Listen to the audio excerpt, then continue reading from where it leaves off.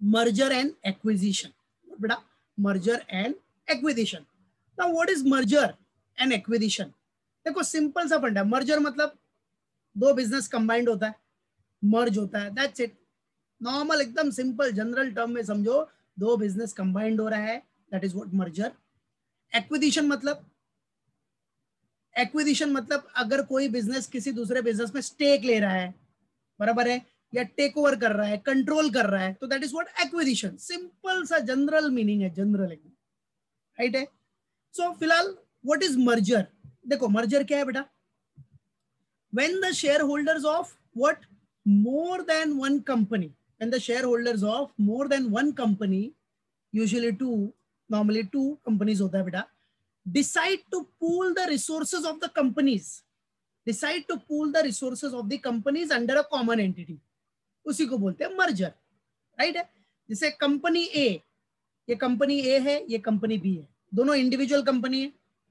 अब दोनों ने डिसाइड कर लिया कि हम लोग मर्ज हो जाते हैं. We will pool the resources of companies under a common entity. So ये दोनों जब कंबाइंड हो जाएंगे बेटा, राइट है, दोनों कंबाइंड हो गए, दोनों ने अपना रिसोर्सेस क्या किया, पूल किया under a common entity, that results a merger. वही है मर्जर, ठीक है. तो ये देखो कंपनी ए कंपनी बी दोनों अलग अलग क्या थे, इंडिविजुअल कंपनी, अब कंबाइंड हो गए. क्या हो गए? कंबाइंड. तो दिख रहा है इधर कंबाइंड हो गए, तो share holders pool the resources of the companies under common entity, and that common entity आपका बन गया समझो कंपनी ए बी. क्या बेटा? Company A B. तो दैट इज व्हाट, यही आपका मर्जर है. This is what merger. So जो कंपनी ए बी बन गया वो हो गया अपना मर्ज कंपनी, ठीक है. यही आपका मर्जर है, दोनों कंबाइंड होके एक नया कंपनी बन गया, दैट इज मर्ज कंपनी. जो कि आपने पहले पढ़ा भी है अमलगमेशन टाइप में. अमलगमेशन में देखा है ना कि ये कंपनी ए कंपनी बी क्या हो गया आपके वेंडर कंपनी, याद है ना. कंपनी ए भी क्या हो गया, purchasing company, that is new company, है कि नहीं, right. Yes, correct correct, very good, बराबर है. So this is what merger, ठीक है. अभी देखो अपना ये वीआई पता है ना, वोडाफोन एंड आइडिया, देख रहे हो ना, वोडाफोन का जिसके पास कार्ड था, अब क्या आएगा, वीआई करके आएगा. तो वीआई क्या है? Vodafone and idea. Yes, correct, शाबाश शांतन. तो ऐसे बहुत सारे एग्जांपल है, बहुत सारे मर्जर हुए हैं बेटा, ठीक है. तो आ जाओ, हर महीने आपको मर्जर सुनाई देता ही होगा, राइट है. न्यूज देखोगे तो हर महीने कोई ना कोई मर्जर होता ही रहता है बेटा. So this is what merger, याद रखना, clear. So when the share holders of more than one company usually to decide to pool the resources of the companies under what बेटा, common entity, that is what merger, ठीक है. फिर देखो, अब ये तो हो गया बेटा आपका merger. Now what is acquisition?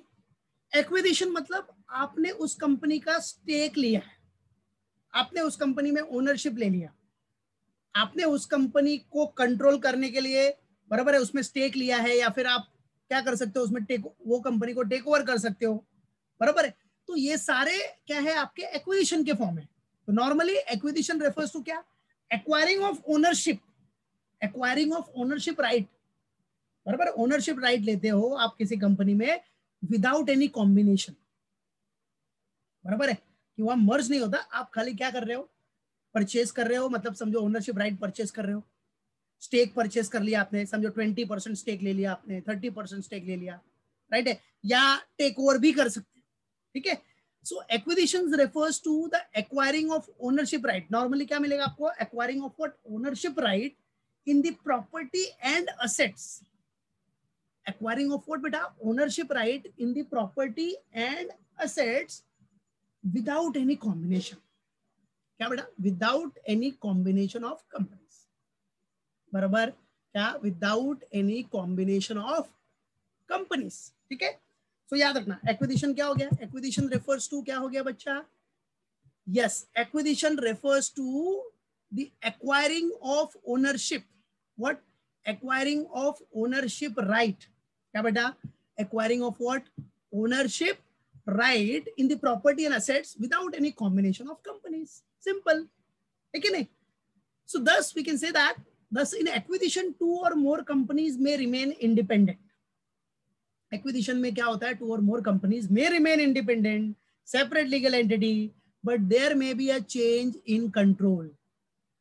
ठीक है, अभी मैंने समझो एक एग्जांपल कि भाई मैंने क्या किया, वोडाफोन का वीआई का 50% शेयर्स, 50% मैंने अगर समझो क्या कर लिया, शेयर्स खरीद लिया, 50% ओनरशिप राइट खरीद लिया मैंने, तो अब उसमें मेरा देखो कितना पार्ट होगा, फिर मेरा कंट्रोल चलेगा कि नहीं चलेगा, बराबर है। तो मैं एक्वायर कर सकता हूं ऐसे, बराबर है कि नहीं, क्लियर, मालूम पड़ा कि नहीं। So acquiring of ownership right, acquiring of ownership right in the property and assets without any combination, right. So याद रखना, इसमें जो कंपनीज रहेगी वो इंडिपेंडेंट ही रहेगी, separate legal entity, but there may be change in control, but there may be what बेटा, change in control, ठीक है। सो आगे क्या बोल रहा है, the company acquiring controlling interest, जो कंपनी एक्वायर करता है क्या बेटा, controlling interest, is termed as holding company, ठीक है। अब जो कंपनी एक्वायर कर रहा है, जैसे मैंने खरीद लिया 50% शेयर या 20% शेयर्स, व्हाटएवर स्टेक मैंने ले लिया, तो मैं क्या हो गया, होल्डिंग, ठीक है। The company acquiring controlling interest is termed as what, holding company, ठीक है। वाइल अगर आपने किसी कंपनी में, जिस कंपनी में आपने 50% स्टेक लिया है, तो वो आपका सब्सिडरी बन गया, समझने के लिए याद रखना। So the company in which the shares are acquired is termed as subsidiary company, that is termed as what बेटा, सब्सिडियरी कंपनी। तो जहां आपने स्टेक लिया है, मेजोरिटी स्टेक आपने ले लिया समझो, ठीक है, तो आप क्या हो गया, उसके होल्डिंग, होल्डिंग कंपनी बन गए, और जिस कंपनी में लिया वो आपका सब्सिडियरी हो गया, है कि नहीं, मालूम पड़ा कि नहीं। So that is what acquisition, और इसका जो टर्मिनोलॉजी है और वाइडर कंसेप्ट है, फिलहाल ये याद रखो, the acquiring of ownership right in the property and assets without any combination of companies. Thus, in acquisition, two or more companies may remain independent, separate legal entity, but there may be change in control. There may be what beta, change in control of companies. Simple funda, ठीक है।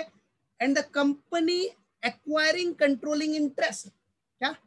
The company acquiring controlling interest is termed as what, holding, and what, the company in which the shares are acquired is termed as subsidiary. Got it?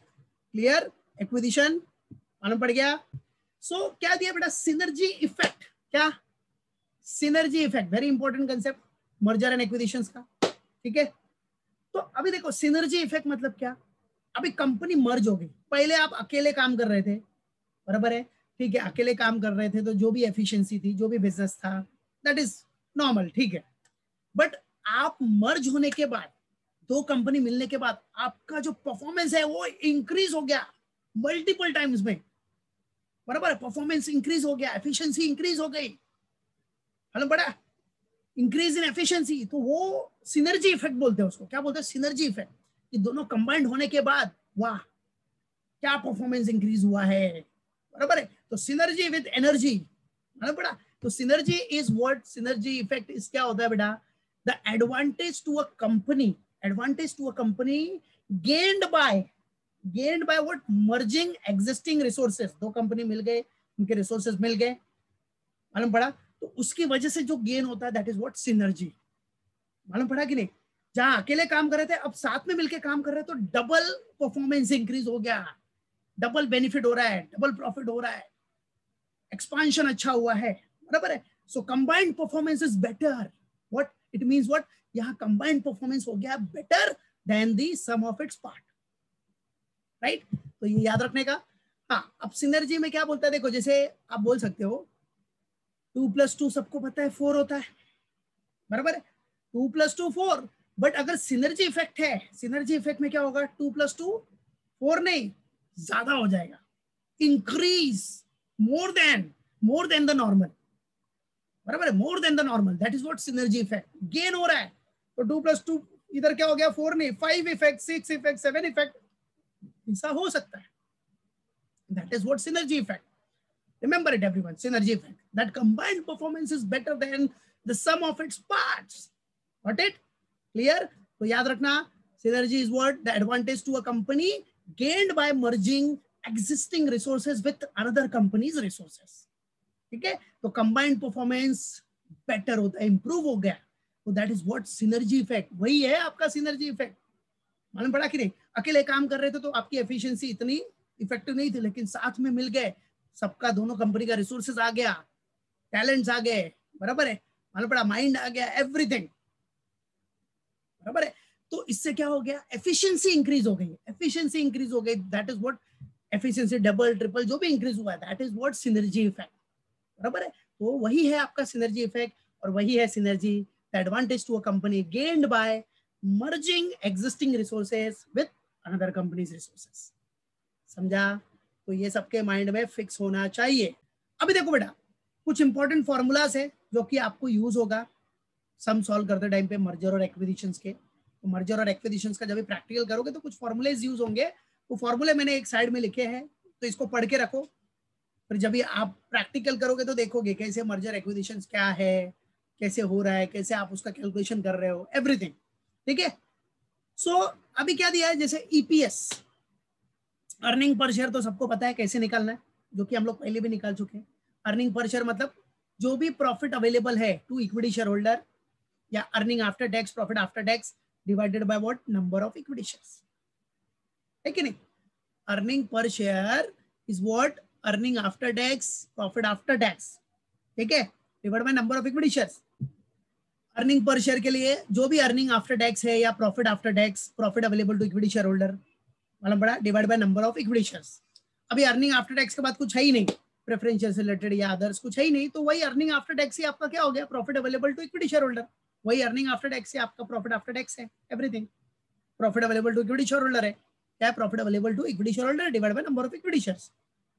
P ratio का भी formula हम कर चुके हैं EV MBA में, तो P ratio मतलब MBA में कर चुके हो आप। पी रेशियो के लिए क्या करते हो आप, पी रेशियो निकालना है तो price earning ratio, MPS upon EPS, तो ये सब यूज होगा आपको मर्जर एंड एक्विजिशन में, तो यहाँ पीछे जो आपने पढ़ा है सबका यूज होगा।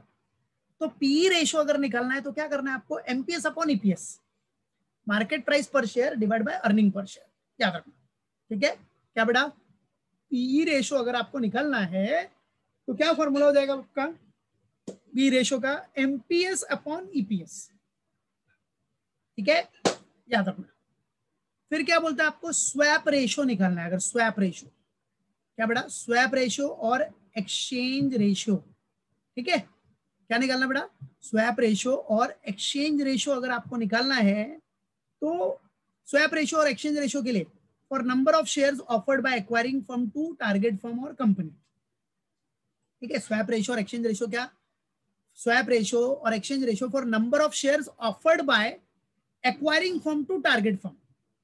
आपका टारगेट क्या है, किधर एक्वायर कर रहे हो, समझो आपने स्टेक लिया है वीआई कंपनी में, ठीक है, तो वो आपका टारगेट हो गया ना, दैट इज व्हाट वो योर टारगेट है, भाई मेरे को उधर स्टेक लेना है तो वो मेरा टारगेट है, और ले कौन रहा है, मैं, तो मैं एक्वायरिंग हो गया, वो मेरा टारगेट है, मेरे को उसको टारगेट करना है, मेरे को उधर स्टेक चाहिए, उधर कंट्रोल चाहिए मुझे, ठीक है। तो स्वैप रेशियो और एक्सचेंज रेशियो निकालने के लिए ये फॉर्मूला आपको सम में यूज होगा ही होगा, बराबर है, एक्विजिशंस के सम में। तो देखो क्या है फॉर्मूला, याद रखना, स्वैप रेशियो निकालने के लिए सिंपल सा फॉर्मूला है, फॉर्मूला मतलब बनाया है, कुछ है ही नहीं फॉर्मूला, नॉर्मल, ठीक है। तो market price of target firm, जो मार्केट प्राइस है टारगेट फर्म या कंपनी का, बराबर है, market price of target firm और company divide by market price of acquiring firm और कंपनी, बराबर है। तो that is what swap ratio और एक्सचेंज रेशियो कैसे करना है अपने को निकालने के लिए, मार्केट प्राइस क्या है ऑफ टारगेट फर्म और company divide by market price of acquiring firm और कंपनी, याद रखना, बराबर क्या, market price of target firm और company divide by market price of acquiring firm और कंपनी, सिंपल, गॉट इट। तो ये माइंड में रखना, भूलना नहीं, ठीक है। स्वैप रेशियो और एक्सचेंज रेशियो का क्या हो गया formula, market price of target firm और company divide by market price of acquiring, इसी के बेसिस पे आपको क्या करना है, अपना स्वैप रेशियो और एक्सचेंज रेशियो निकाल लेना है। तो याद रखो, जब प्रैक्टिकल करेंगे तो इसका पूरा डिटेल में हम लोग समझेंगे क्वेश्चन के हिसाब से क्या होता है, समझा कि नहीं। तो यहाँ के जो फॉर्मूले दिख रहे हैं आपको, ईपीएस क्या हो गया, profit available to equity share holder, या अर्निंग आफ्टर टैक्स या profit after tax divide by number of equity shares, okay. Price earning ratio निकालना है तो क्या करना है, एमपीएस अपॉन ईपीएस, एमपीएस मतलब market price per share upon EPS earning per share, है कि नहीं। स्वैप रेशियो निकालना है, अगर स्वैप रेशियो और एक्सचेंज रेशियो ठीक है, ये चाहिए ना कि कितना नंबर ऑफ शेयर ऑफर्ड होगा, कौन ऑफर करेगा, acquiring share, acquiring company, acquiring firm, तो किसको, टारगेट को, तो उसके लिए market price of target firm क्या है, मार्केट, इधर फर्म मतलब वही फर्म या कंपनी, तो market price of target firm और कंपनी क्या है, divide by market price of acquiring firm और कंपनी, तो उसके बेसिस पे एक स्वैप रेशियो बनेगा, एक एक्सचेंज रेशियो बनेगा, याद रखने का इसको, समझा। तो ये सब आपको यूज होगा, क्या दिया है, weighted average cost of capital of combined firm और कंपनी। भाई अगर weighted average cost of capital निकालना है आपको कंबाइंड फर्म और कंपनी का, तो सिंपल सा फंडा है, क्या करना है, अभी जैसे कंबाइंड फर्म मतलब चलो दो कंपनी या दो फर्म ले लिया आपने, क्या ले लिया आपने, जैसे फर्म ए फर्म बी, और you can say that company A company B, ठीक है, आप ये समझो कंपनी लो या फर्म लो, एक समझाने के लिए, तो two business are there A and B, weighted average cost of capital निकालना है आपको, तो क्या करने का, cost of capital of business A, firm A, उसका कॉस्ट ऑफ कैपिटल कितना है, into into what, value of firm A का वैल्यू कितना है, पहले क्या किया, cost of capital of firm A into value कितना है फर्म ए का, डिवाइड कर दो combined value of firm, combined value of firm मतलब ए और बी का कंबाइंड वैल्यू कितना है, बराबर है, वो ले लो, ये ए का हो गया। अब सेम प्लस का साइन मार के सेम किसका ले लेना, बी कंपनी का, कि cost of capital of firm B into value of firm B divide by combined value of firm, तो इससे आपको क्या मिल जाएगा, WACC मिल जाएगा, what you will get, you will get WACC of combined firm or company, that's it, समझा, याद रखना। फिर क्या बोलता है बेटा अपने को, ये तो हो गया ठीक है, WACC of combined firm or company, now the next one, WA मतलब weighted average expected growth rate, क्या, weighted average expected growth rate of combined firm और कंपनी, ठीक है। अब क्या है, weighted average expected growth rate क्या है, एक्सपेक्टेड ग्रोथ रेट किसका, किसका, कंबाइंड फर्म और कंपनी का, अगर आपको weighted average expected growth rate निकालना है तो कैसे निकलेगा, सेम यार सेम, अभी ऊपर देखा ना, ये कॉस्ट ऑफ कैपिटल की बात हो रही थी, इधर क्या किसकी बात हो रही है, growth rate of combined firm, तो क्या करो, सेम कॉस्ट ऑफ कैपिटल की in place of cost of capital put here growth rate, that's it, बाकी सब सेम दिख रहा है। तो growth rate of firm A same वही लिया है, दो एग्जांपल, दो कंपनी है, दो फर्म है, दो बिजनेस है, राइट, तो growth rate of firm A into value of firm A divide by combined value of firm, तो इसके लिए जो प्रैक्टिकल करोगे ना, ये सब बड़े प्रैक्टिकल में यूज होगा आपको, अभी तो स्टार्टिंग में जो 2-3 सम आएंगे वो तो कॉमन रहेंगे, नॉर्मल 5 मार्क्स या 7 मार्क्स वाले, ठीक है। So growth rate of firm A into value of firm A divided by combined value of firm, ठीक है, plus growth rate of firm B, क्या बेटा, growth rate of firm B into value of firm B upon combined value of firm, है कि नहीं। So weighted average expected growth rate of combined firm और company का देख लिया आपने, कॉस्ट ऑफ कैपिटल के जैसा ही है, सिर्फ इधर कॉस्ट ऑफ कैपिटल था, इधर ग्रोथ रेट हो जाएगा, that's it. So growth rate of firm A into value of firm A divided by combined value of firm plus growth rate of firm B into value of firm B divided by combined value of firm, तो combined value है, simple, same वही formula, ऊपर जैसे ही formula है, बस उधर cost of capital, इधर ग्रोथ रेट, ठीक है। तो अगर आपको एग्जाम में पूछता है weighted average expected growth rate of combined firm, तो ये फॉर्मूला यूज करके निकालना है, डेटा विल बी गिवन, या आपको मिसिंग फिगर जो रहेगा वो कैलकुलेट करना है। फिर आपको वैल्यू ऑफ फर्म और company after considering free cash flow, क्या, after considering free cash flow, growth rate and cost of capital. अब वैल्यू ऑफ फर्म और कंपनी आपको निकालना है कैसे, आफ्टर कंसिडरिंग व्हाट, सब कंसिडर करने के बाद, free cash flow, growth rate और कॉस्ट ऑफ कैपिटल, ये सब कंसिडर करने के बाद निकालना है कि नहीं। So value of firm or company after considering what, FCF, free cash flow, growth rate और cost of capital, ठीक है।